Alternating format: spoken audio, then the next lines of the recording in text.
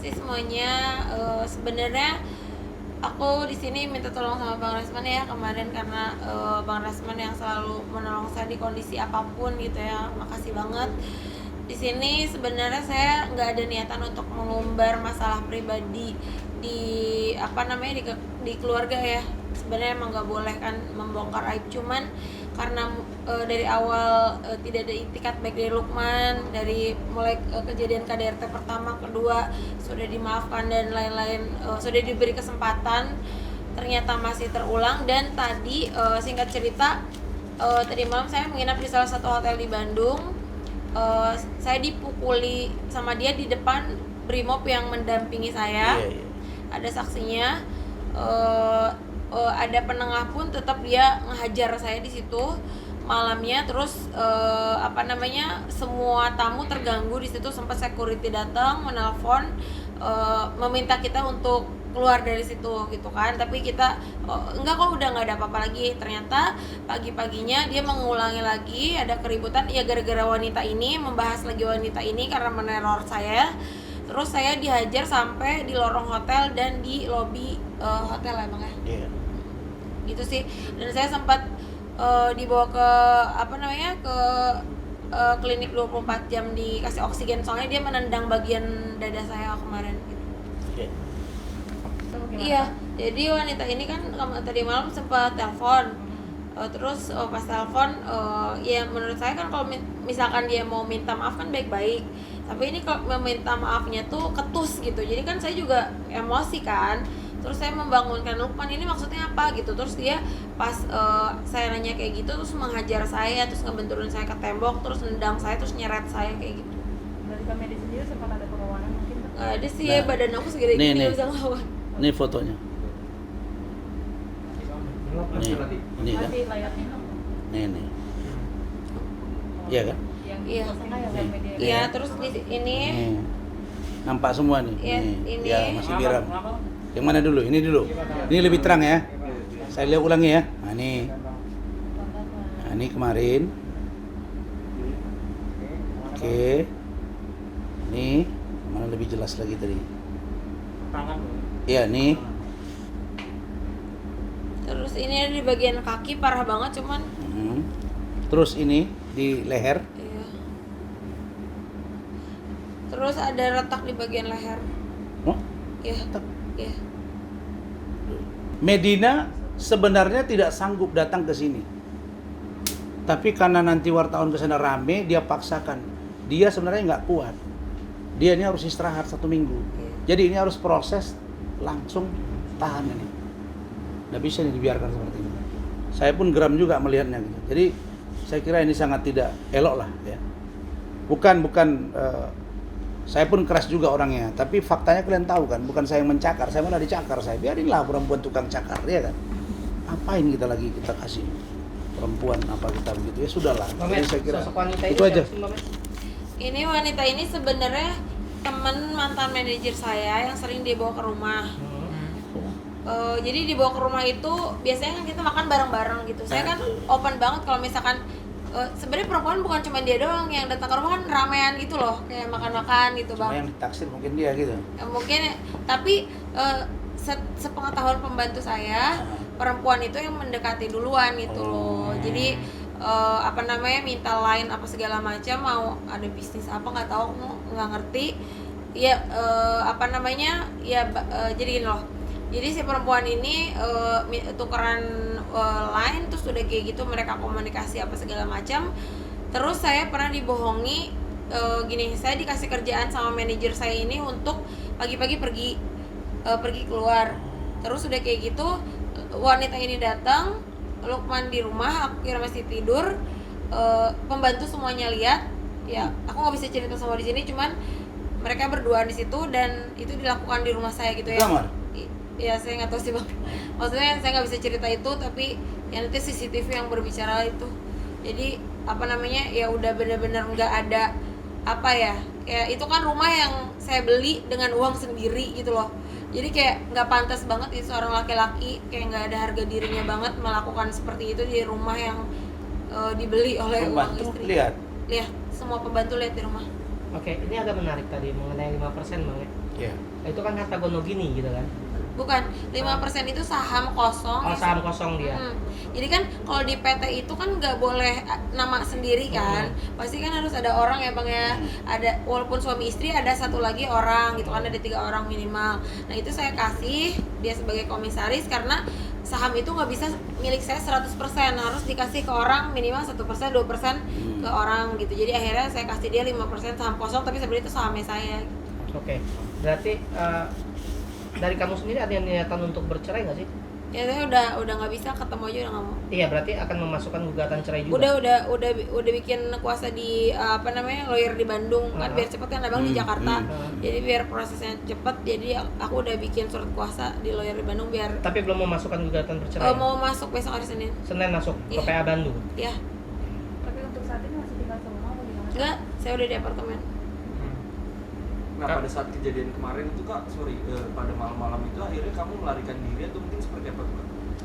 Enggak, saya jadi kan lagi berdua nginep di hotel, terus disiksa, terus baikan kan, maksudnya bukan baikan, dilerai sama Security. Brimob yang di situ sama security. Terus udah kayak gitu, pas pagi-paginya perempuan itu menghubungi neror saya lagi, rame lagi gitu. Jadi kejadiannya di hotel itu, aku nggak pergi kemana-mana. Terus akhirnya saya ngusir dia pulang. Perempuan ini kamu kenal? Kenal. Kan mantan Pengusaha. manajernya tadi. Enggak, mantan manajer atau teman mantan Mantan manajer Medina. Teman mantan manajer Oh, saya. teman mantan manajer. Sepengetahuan saya ya, kan saya tadi ada postingan saya kan datang ke rumahnya. Iya.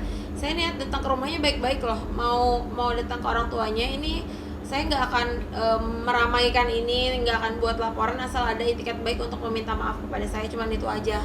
Cuman orang tuanya juga responnya kurang baik.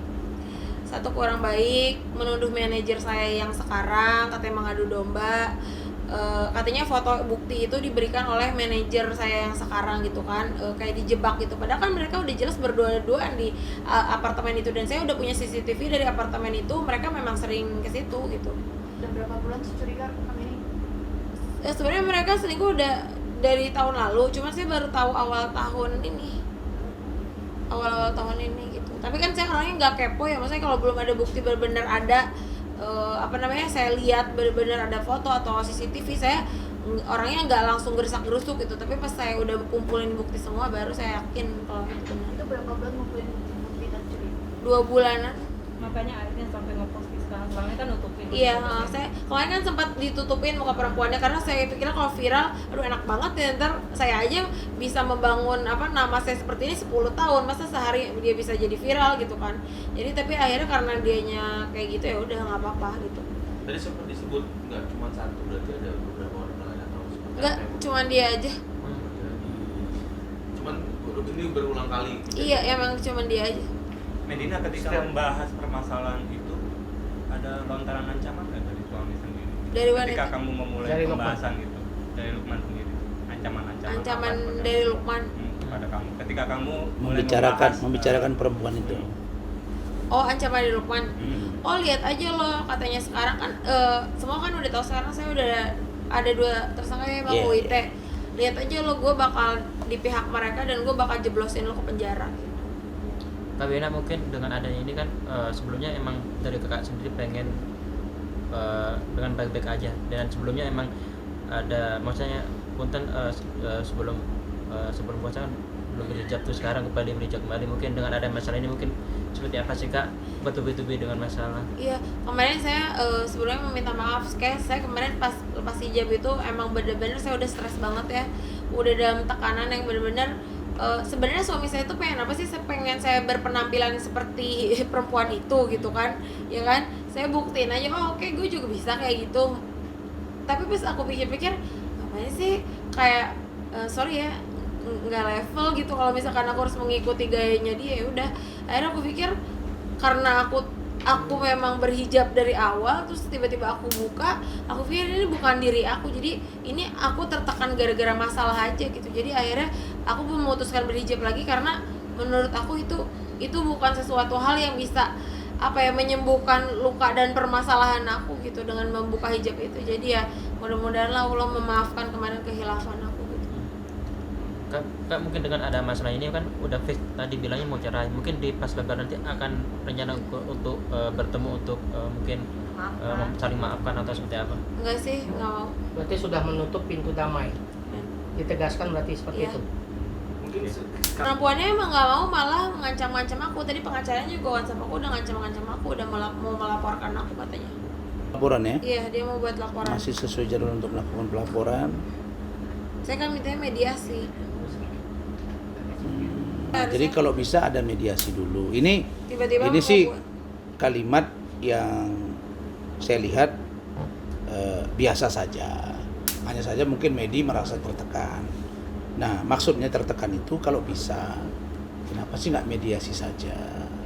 Tapi faktanya beliau mengatakan ini mau buat untuk klien pelaporan. saya masih sesuai jadwal untuk melakukan pelaporan. Artinya Medi menangkap ini kok tidak malah diupayakan mediasi, tapi malah langsung ke fokus ke melaporkan. pelaporan. Kan saya di sini korban, kok saya yang dilaporkan. Ini yang dia ini kuasa hukum dari si cewek itu. Iya. Siapa Lucu sih ya? inisial cewek itu? Inisialnya Namanya kan udah aku sebut jelas, gak apa-apa bang disebut. Sebut aja lah. Namanya Kan udah kamu pajang kan- fotonya. kan nama terkenal, nama artisnya itu kan Zania, tapi nama aslinya Yayang gitu. Setahu aku dia katanya bukan mau menghina pendidikan ya, pendidikannya katanya SD katanya gitu kan di profilnya dia. Terus udah kayak gitu si dia tiba-tiba pas aku mau datang ke rumahnya, ibunya bilang urusan aja sama lawyernya Yayang katanya gitu. Jadi dia udah nggak mau urusan sama aku gitu. Itu tadi yang di foto tadi di Instagram itu rumah orang tuanya kamu datang. Iya, rumah orang tuanya.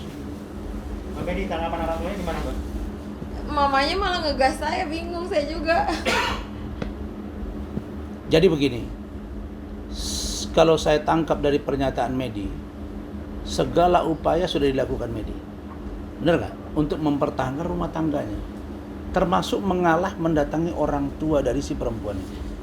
Ini kan sudah luar biasa, tapi responnya tidak sesuai dengan harapan. Maka memang kalau sudah seperti ini, pilihannya tidak ada lain adalah pisah dengan Lukman.